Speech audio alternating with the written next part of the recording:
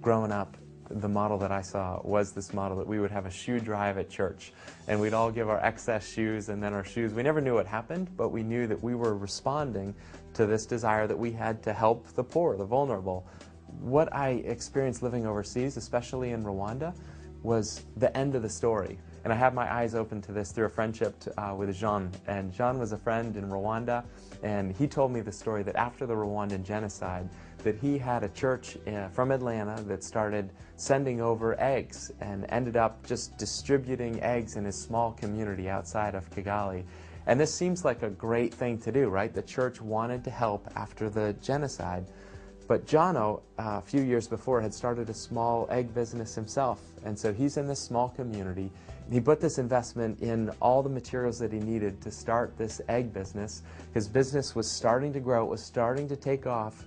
And then all of a sudden, in one summer, there become this surplus of eggs that were flooding the market in his area. And so Jono described that he couldn't compete with a free good. And so this desire that the church had to really take care of a need, it did take care of a need, but the problem is that it put Jono out of business. He ended up selling his hens, and then the next year the church decided to focus its attention to somewhere else in the world, meaning that there was no local provider of eggs. Jono was out of business. No one else was there providing eggs, and so they had to bring the eggs in from another community. So the local community had to pay more for eggs. They didn't have the same availability. So this desire to help in that community actually had a long-term negative impact on that community. The easiest thing to do is to have an abundance of things and to give it away, and that's going to make a difference for today.